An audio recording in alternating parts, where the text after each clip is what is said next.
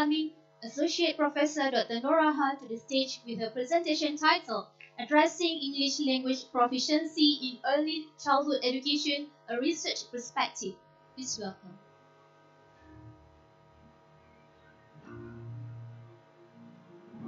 Right, Assalamualaikum warahmatullahi wabarakatuh. A very good afternoon, everyone. It's thrilling to see, to talk to a very wide audience today. I was told that there are almost 250 participants, for this conference. Alhamdulillah. Right, distinguished guests, esteemed professors, associate professors, lecturers, respected lecturers, respected teachers, and everyone in this hall. Right, the title for today's talk is Addressing English Language Proficiency in English in Early Childhood Education, or ECE, a Research Perspective. Right. This is the layout for my presentation. I'll start with an introduction, the importance of English language proficiency in ECE field, followed by related research, in which I'll share the findings of my research and recommendations and future directions, and also conclusion. Right. Who is this? Nelson Mandela, right? Well, we know what he's well known for and how he contributes to his country. And there is one saying of his that is very relevant to the talk this afternoon, that is, children of today are the leaders of tomorrow, and education is a very important weapon to prepare children for their future roles as leaders of the community. So what are the key words here? The first one is children, and we also have leaders of tomorrow, education, and also weapon. Right. In early childhood education, or ECE, plays a very crucial role in a child's development, and we all know that their brain is like sponges. They absorb everything they encounter, regardless whether it's correct or wrong. And obviously, providing quality education can have a long-lasting positive effects on the children's cognitive, social, emotional, and physical development. In Malaysia, we have two main institutions under ECE. Well, I would say you are very well known about this one. The first one is nursery, and the other one is preschool, or what we call as kindergarten. So the main purpose of establishment of nursery is to provide conducive space and environment to support children's growth from 0 to 4 years old, by providing experience to these children. And meanwhile, the preschool education offers informal educational programs for children between 4 to 6 to foster a positive school readiness for them to before they join the school. All right.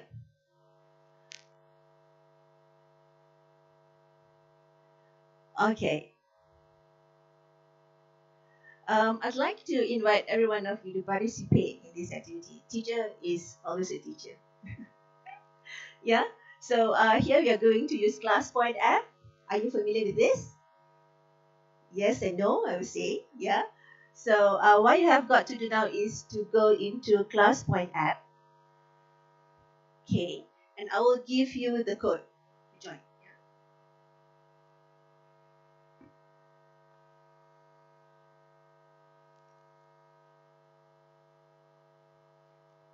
So you got to go to ClassPoint app and put in the code, and you got to write down your name.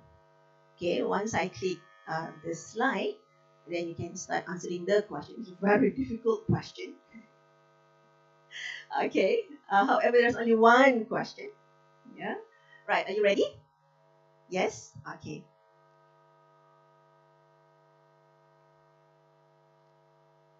Can you join? The class code is 23367. Sorry, 23367. 23367.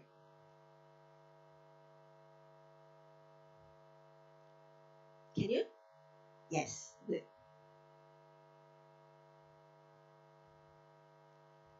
So that is the question, yeah? You're given 30 minutes to answer the question. What motivated your decision to enroll your children in kindergarten? Some of you have got children, some of you have friends, some of you, like me, myself, I do not send my children anymore because they are all grown-ups.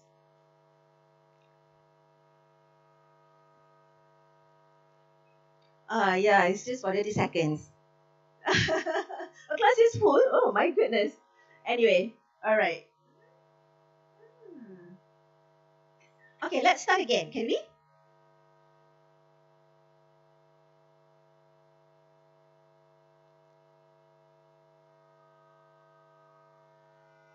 All right. Can you try again?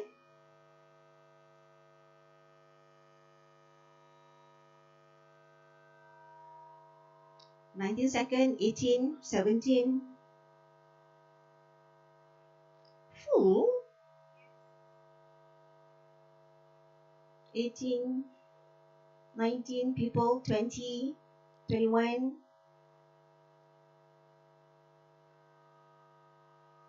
Okay, all right, never mind. Okay, well, when we use this app, we can actually share the results, with your student. Okay, but obviously the technology here in IB does not support me, so I just can show you.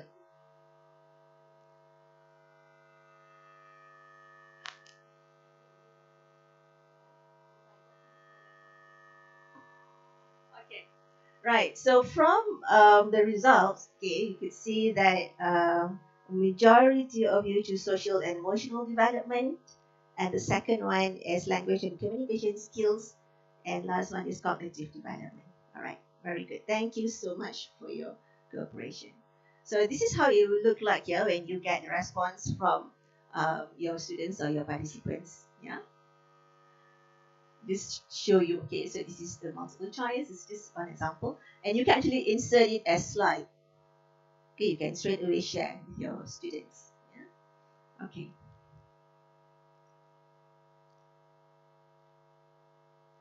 Right. So obviously, ECE fosters cognitive development, yeah, by stimulating students or children curiosity and providing them with opportunities to explore and learn. Okay, example of the activities that they use puzzles, games, yeah, and storytelling. And second one is on social and emotional development, where at kindergarten the children learn how to interact with their peers, teachers, and other adults. Yeah, and the third one is where they learn on language and communication skills. Yeah, where the children will be exposed to new vocabulary, storytelling, and also conversation with their peers and the adults. All right. When we talk about the importance of English language proficiency in ECE, we talk about language acquisition. Yeah. So it says that when people age, learning a new language becomes more complex. Yeah. And learning a language is more of a memorization process for adults. Yeah. But for people who are younger, they rely on language for communication. Therefore, the motivation is a bit different and the processes in the learning of language. So they involve or they engage more in the process of learning. Right. The earlier a child is exposed to different languages, the closer they will reach the native speaking level. I would say you can actually observe from your own experience with your children. Yeah. All right. So the earlier exposure, the better somebody is. And according to Smith 2018, it says for students to become completely fluent, learning should start before age of 10. Well, because of that, being proficient in English before entering primary school is an important head start for children. And yes, the ELL, the English language learners, need a solid understanding of the foundations of English. Yeah? And the first 3 years are the best opportunity to teach children a language. However, in Malaysia, English exposure is not compulsory for children below 5, leading to this critical period not being fully maximized. in relation to issues of English to CE context, we would say that, you know, the English proficiency of Malaysian undergraduates has time and again been the subject of grief among employers. There's always been complaints by the employers saying that our Malaysian graduates are not good in English. Yeah? And Dwi and Elizabeth found that yes, Malaysian students still very weak in using the language, and some of them cannot speak the language very well. And this is the study by Patman Nathan in 2021, where it revealed that more than 70% of ECE, early childhood education undergraduates in one public university in Malaysia had scored below average grades, and C plus and below in their English language proficiency. Yeah. So early exposure is very important. Yeah, and I would say it's interesting, you know, to get information on the type of kindergarten or preschool chosen by our English educators here. So let's do this activity again together, right? So please be prepared to join the class app again.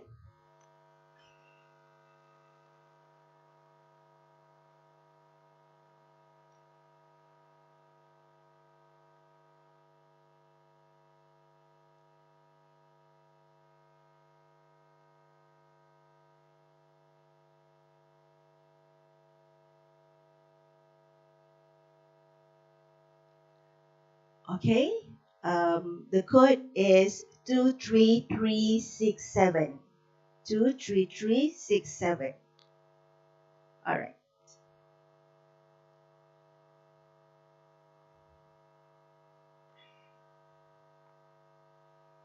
Okay. 2, 3.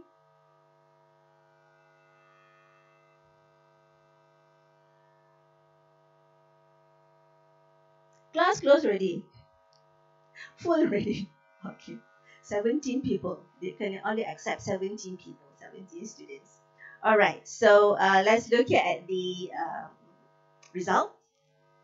So A is kindergarten with English as a primary medium of instruction, and B is kindergarten with a language other than English.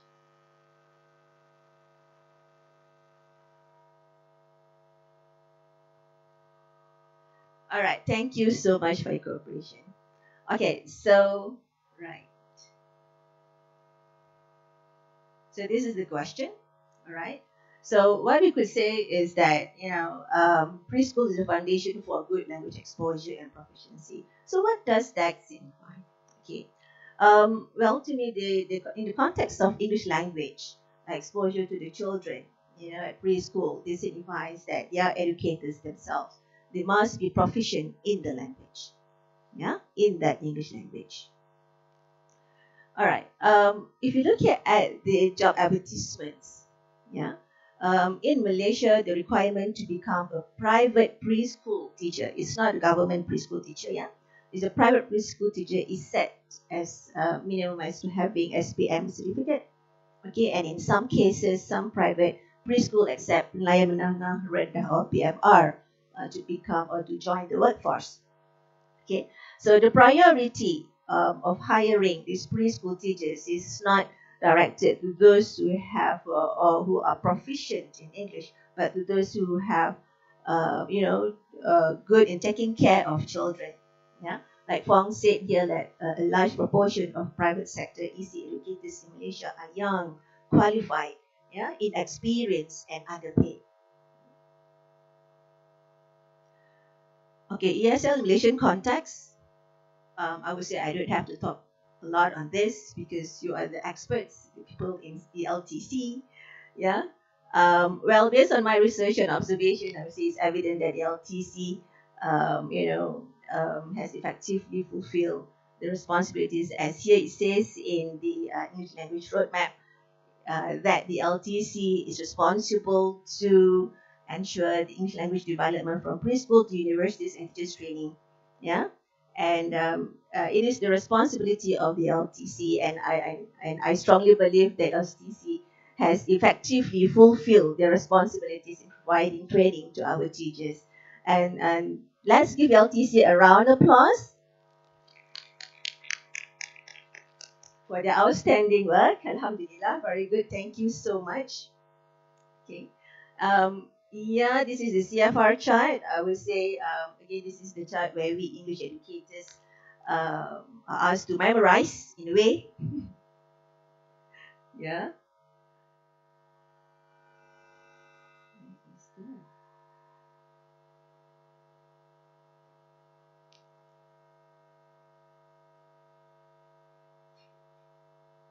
Okay. All right. As the aspiration written in the English Language Education Roadmap 2015 to 2025 start these children in their preschool. So the competencies of these preschool teachers must be of quality as to provide high quality English education. Well, when we look at these CFR targets for each stage of education, so obviously the preschool start at basic proficiency level, which is A1. Yeah. That is from the. All right. So CFR A1. What is that? Can understand and use familiar everyday expressions and very basic phrases aimed at the satisfaction of needs of a concrete type. Can introduce him or herself and others, and can ask and answer questions about personal details such as where he or she lives, people he or she knows, or things he or she has. Can interact in a simple way provided the other person talks slowly and clearly and is prepared. Okay? It's a very basic foundation of language, I would say. However, when we talk about the teachers themselves, you say, okay, the shaky, here it says that in the roadmap it says that shaky foundations in English will make it difficult for the child to ever develop a high level of competence in English later on.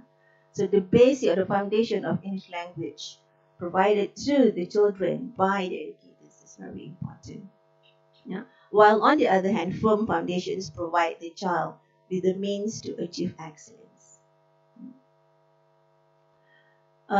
Being one of the primary providers of input in the system, it is essential that EC educators are equipped with knowledge and skills before they can help to develop a strong foundation of the English language in these young minds of learners.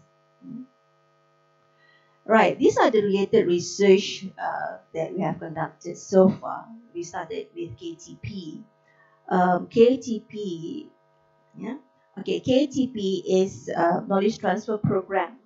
Okay, that we receive a grant from the Ministry of Higher Education to transfer knowledge to the community. And we started in September 2015 and March 2018 when we actually trained 30 private EC educators from Pahang EC Association. And the focus was on English communication and storytelling. And after that, our first FRGS, if you all know, the FRGS stands for Fundamental Research Grant Scheme. Okay, and we received in January 2019, and it ended in September 2021. So for our FRGS, we actually started our data collection in 2020, but then COVID says hi to us. Remember in 2020? Yeah, it is where we face a lot of challenges in doing the data collection, where we actually have to extend our data collection to 2022. Yeah, because we also did interview and also observation, where we actually went to the participating kindergartens, to do the observation and so on. And then later on, we received another FRGS, which is led by a colleague of mine, Dr. Manjumani. We received in September 2022, and we are still in the process of doing data collection. Inshallah, it will end in 2025. Right, and our mentor for our FRGS is our CFR Sifu. Who else if not Prof. Zuraida Muhammadan?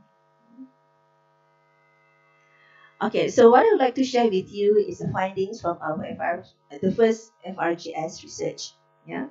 So the topic is developing a CFR informed English language competency framework for preschool educators in the East Coast Economic Region. So we are looking at the knowledge, attitude, and practice of these preschool educators. Yeah.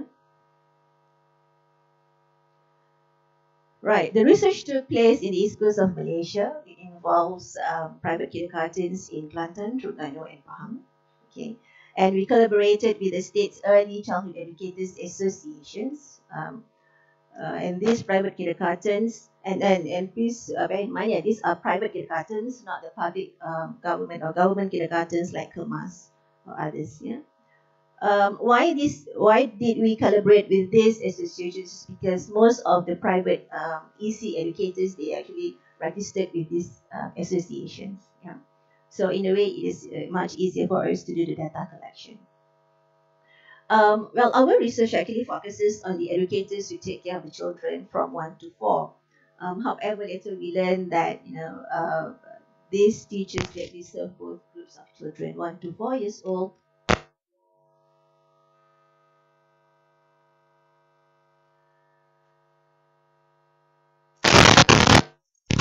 There are more research questions in the FRGS, but just focus on these two. What are the activities and programs that have been implemented by EC educators to teach English as a second language to children at preschool? And how do these EC educators cater to the English language needs of the children? And what are the challenges faced by these EC educators? We employ the mixed method research design, okay, while for qualitative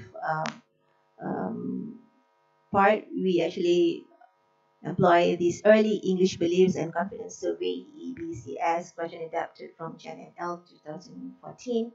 And we have 3 different parts. We have demographic, attitudes, beliefs, and practices.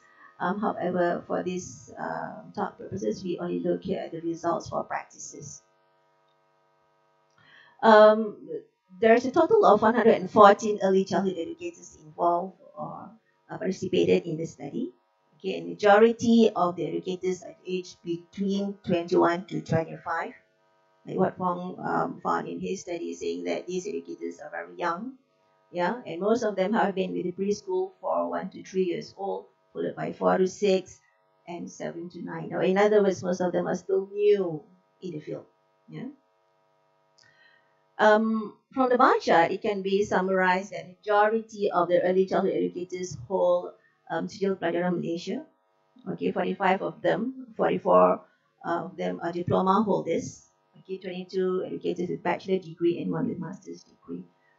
All right, why now there are quite a number of diploma holders here? Because in Malaysia, it's a kind of not compulsory, but it's encouraged for them to actually further their studies in diploma in ECE. Yeah? So that's why there are the private kindergartens, they actually employ people or graduates from ECE field. Right, for qualitative, we actually interview 23 early childhood educators, 4 from Terengganu, 14 from Kelantan, 5 from Pahang.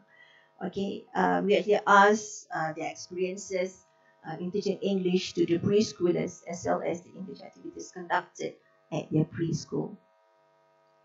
Like what I said just now, we also did observation, in the kindergarten, and also because of COVID, then we had to extend our research a little bit till 2022. So let's look at the research results. Okay, good. What are the activities and programs that have been implemented by these EC educators to teach English as a second language to children at preschool? Right, so there are 15 activities that we ask the educators to rate. Okay, and if you look at the main scores above 3, there are only 4 activities. Okay, I tell stories to the children.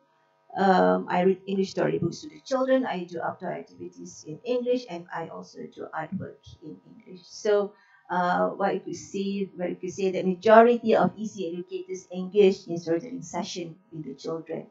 Yeah. However, when we actually went for the observation, we could see that not many of them actually did storytelling session with the children.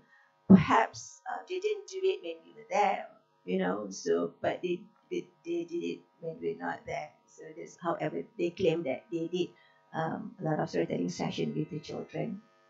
Yeah. Right. These are the other activities that the the early childhood educators did with the children at school. And if you look at the lowest two results or lowest two uh, activities, yeah, pertaining to the infrequent use of English for counting. They don't actually teach students to use English in counting. They do not introduce 1, 2, 3, 4, 5, 6. But I would say they use Bahasa Melayu instead. Satu, dua, tiga, yeah.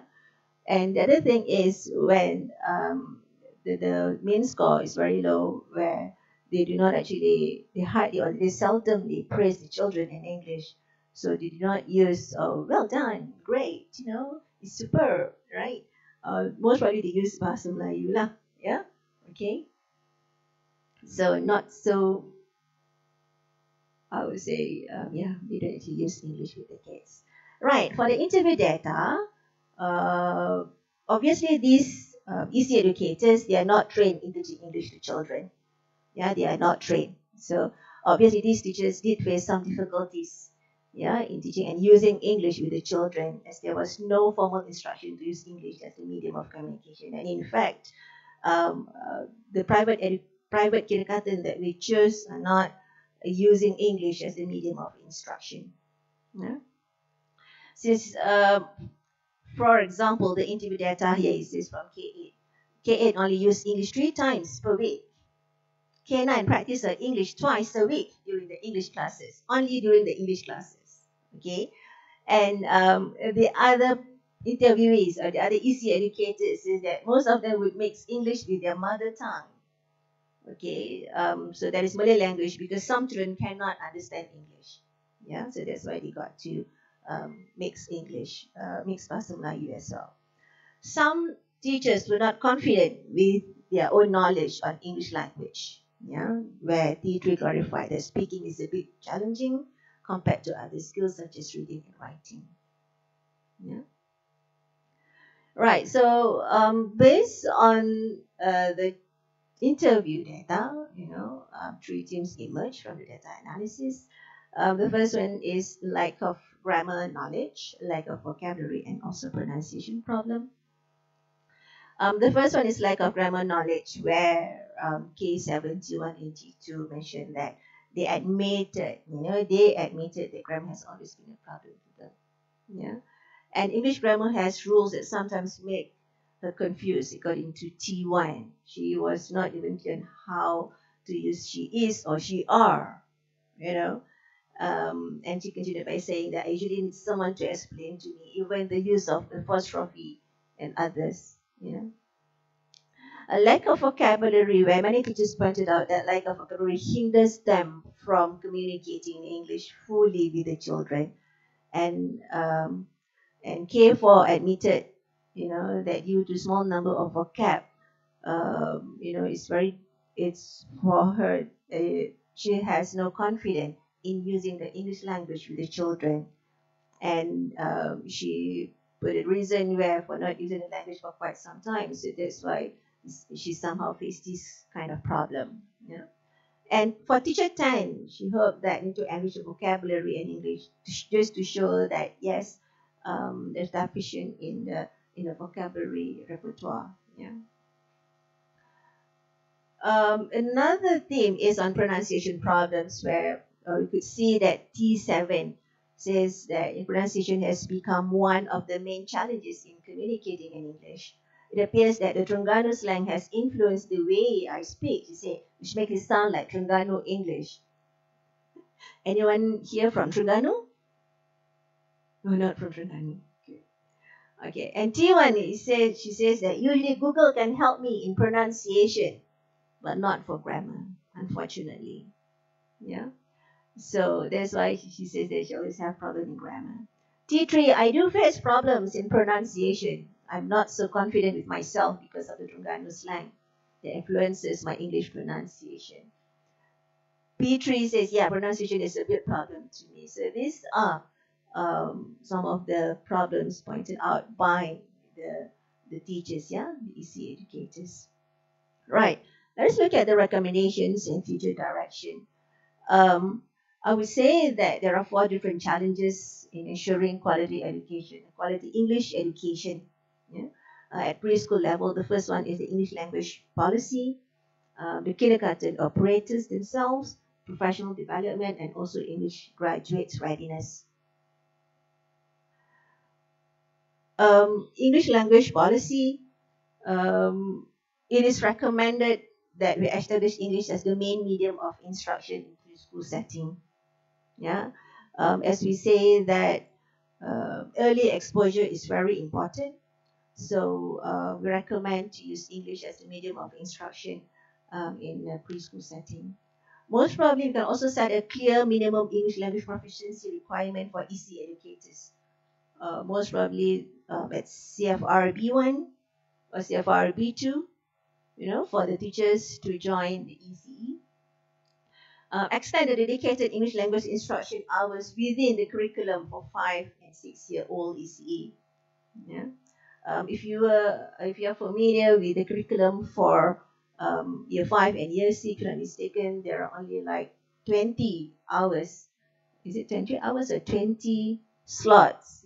For the children to learn English. Yeah. So most probably we can enhance or extend a little bit of hours for these children.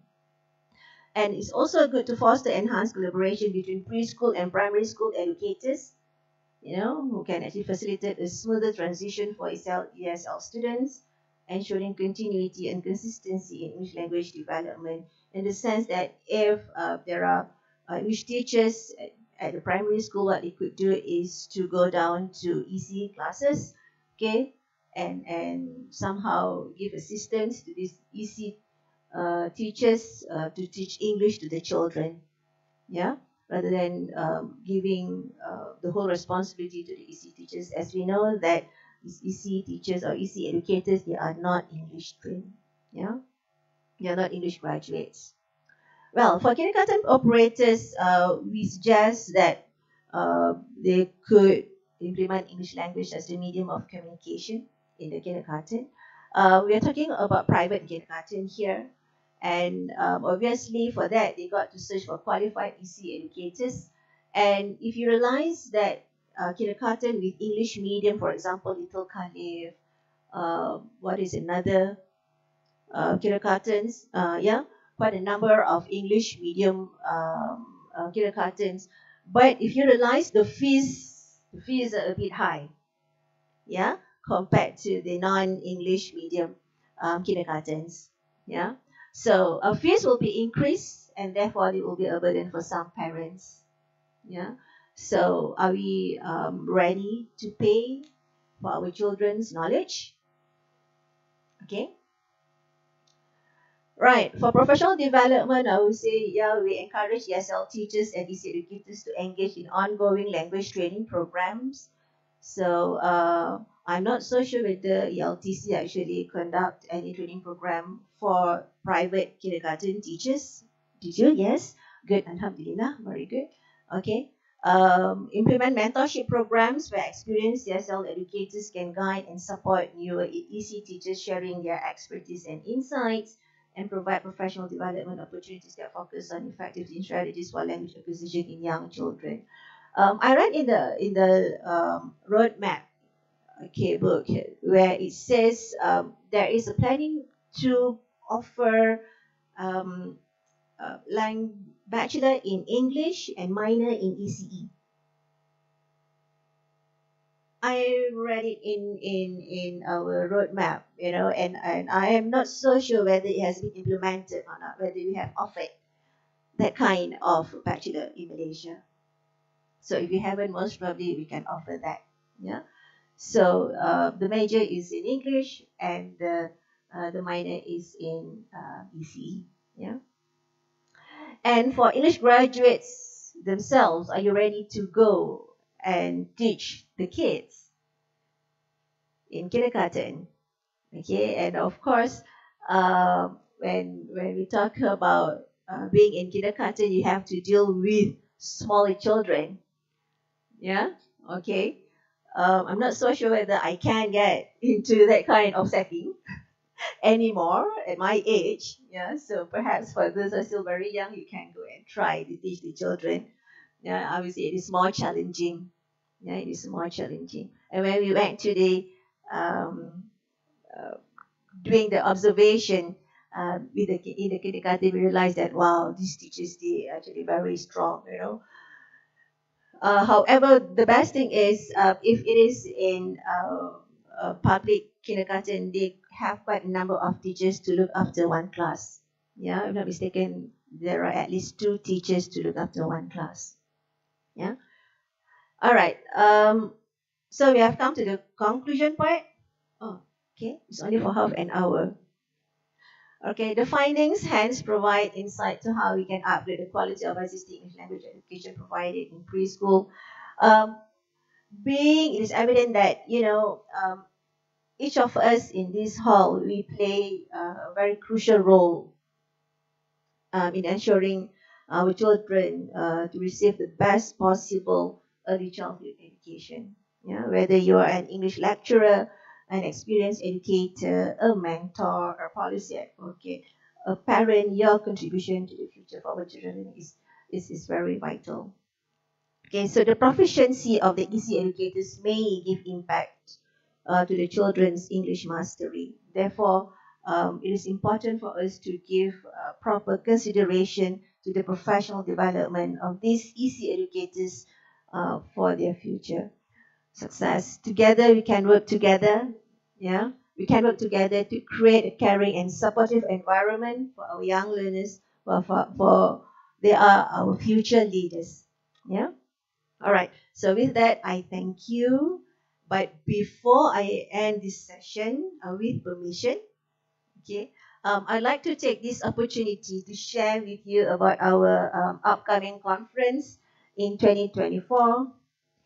We have also distributed a brochure in your goodie bag. If you have not got one, you can actually get it from the secretariat table outside of this auditorium. So being the chair of the conference, I was called to actually promote this conference to everyone here. We plan to have this ICALT, or the 4th International Conference on Language Learning and Teaching, 4.0 in 2024. And we plan to have it in Perdana Hotel Kuala Lumpur next year in April 2024, 25 and 26 April 2024. Okay. And this conference is not limited to English language.